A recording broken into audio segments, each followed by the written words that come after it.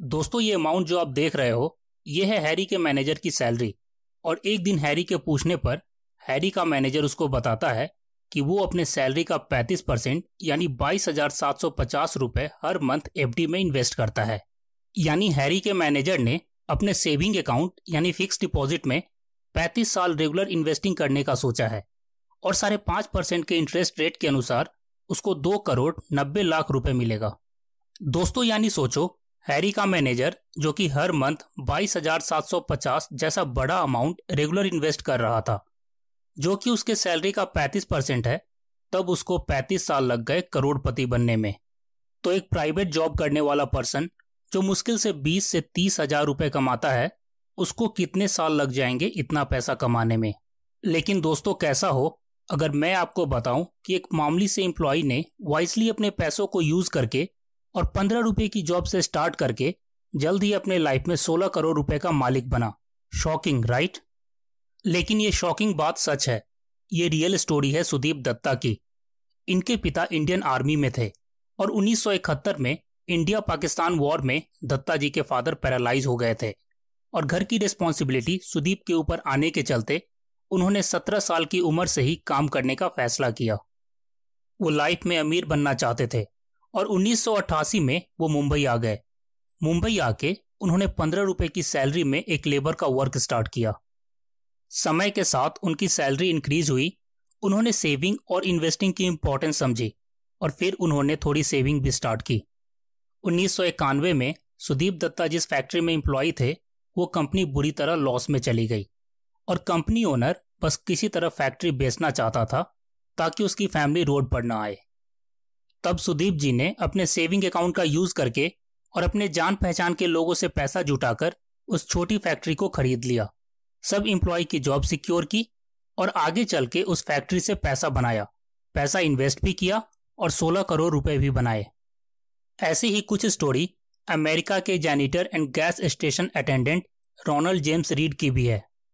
उन्होंने अपने सैलरी से पैसे सेव और लॉन्ग टर्म के लिए इन्वेस्ट करके 7 मिलियन से ज्यादा की नेटवर्थ जनरेट करी।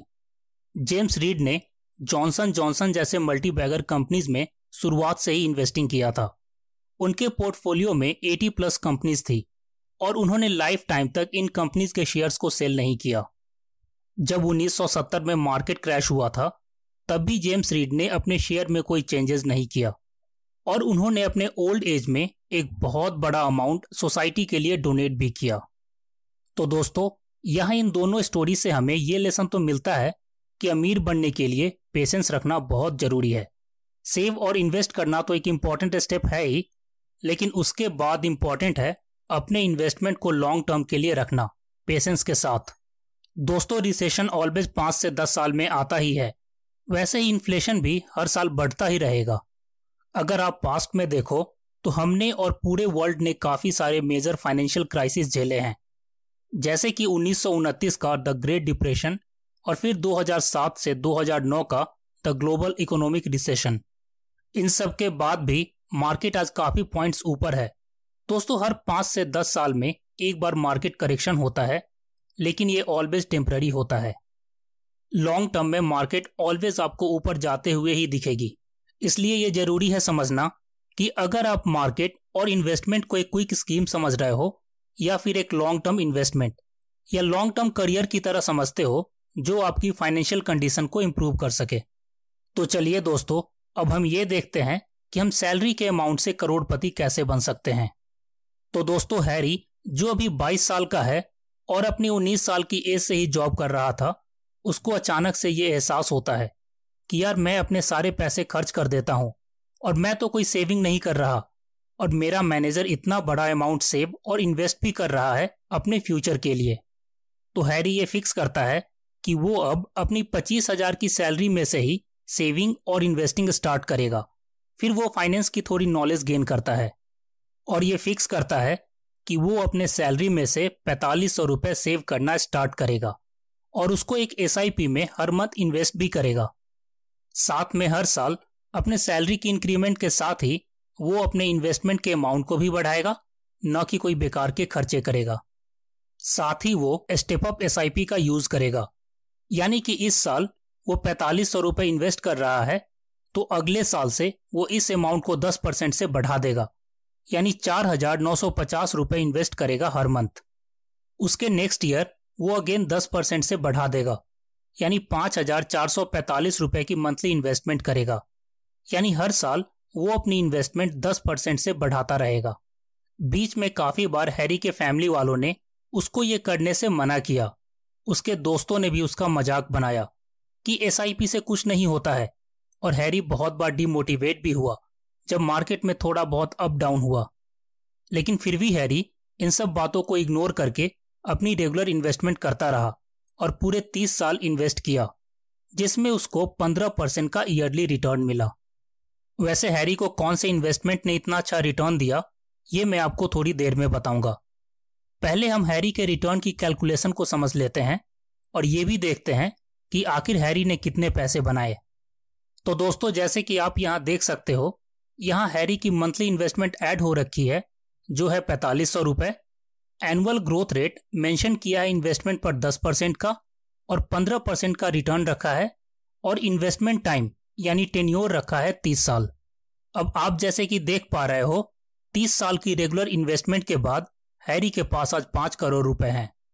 और दोस्तों, ये तो आपको भी पता होगा कि इंडिया में बहुत कम लोग हैं जो इतना अमाउंट लाइफ में बना पाते हैं। वैसे वो लोग जो अपने 30s में हैं, वो भी ये इन्वेस्टमेंट करके एक अच्छा अमाउंट बना सकते हैं। बस उनको अपना इन्वेस्टमेंट अमाउंट थोड़ा बढ़ाना होगा, ताकि वो थोड़ा ज़्यादा अमाउंट पे करके अपने 50s में ही इतना अच्छा रिटर्न कमा पाएं।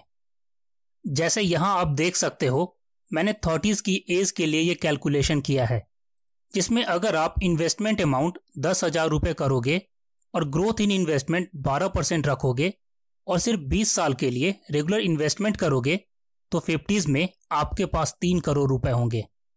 वैसे दोस्तों, 30s के एज के लिए भी मैंने काफ़ी अच्छे इन्वेस्टमेंट ऑप्शन ऑलरेडी एक सेपरेट वीडियो में बता रखा है, जो आपको इस चैनल पर मिल जाएगा, या मैं डिस्क्रिप्शन में उसका लिंक डाल दूंगा, आप वहां से चेक कर सकते हो।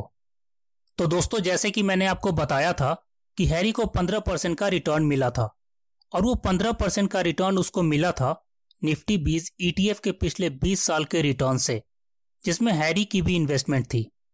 दोस्तों, आप किस में इन्वेस्ट करना चाहते हैं, ये पूरी आपकी मर्जी है, लेकिन मैं यहाँ आपको ये जरूर बताना चाहूँगा कि ETF के क्या बेनिफिट्स हैं और क्यों मुझे भी ये पसंद है। ETF यानी एक्सचेंज ट्रेडेड फंड्स। तो नॉर्मली ये वो फंड्स होते हैं जो मार्केट में ट्रेड होते हैं, और कोई भी इन्वेस्टर इसमें कभी भी इन्वेस्ट और विड्रॉ कर सकता है। निफ्टी 20 ETF ऐसा ही एक फंड है जो निफ्टी 50 इंडेक्स फंड को एग्जैक्टली कॉपी करता है। इसलिए निफ्टी 50 के रिटर्न्स और निफ्टी 20 ETF के रिटर्न्स भी अप्रॉक्स सेम ही होते हैं। और दोस्तों, क्योंकि कोई भी इन्वेस्टर डायरेक्ट सेंसेक्स या निफ्टी 50 में इन्वेस्ट नहीं कर सकता, इसलिए हम इंडेक्स फंड या निफ्टी 20 ETF के जरिए इन्वेस्ट करते हैं। और इंडेक्स फंड में इन्वेस्ट करने के क्या बेनिफिट्स हैं, वो भी मैं ऑलरेडी इस चैनल के एक सेपरेट वीडियो में बता चुका हूँ। उसका लिंक भी आपको डिस्क्रिप्शन में मिल जाएगा, या फिर आप आई बटन पर भी क्लिक करके उसे देख सकते हो। तो दोस्तों, इसी के साथ इंडेक्स फंड के अलावा आपके पास एक और फंड ऑप्शन आ जाता है, जो कि है निफ्टी 20 ETF इन्वेस्टमेंट ऑप्शन, जिसको आप और समझ के अपने इच्छा से चाहो तो अपने इन्वेस्टमेंट ऑप्शन में रख सकते हो। तो दोस्तों, आज के लिए इतना ही। ऐसे ही इंटरेस्टिंग और इन्फॉर्मेशन से भरी वीडियोस के लिए चैनल को सब्सक्राइब करें, वीडियो को लाइक करें। फिर मिलते हैं नेक्स्ट वीडियो में। गुड बाय दोस्तों।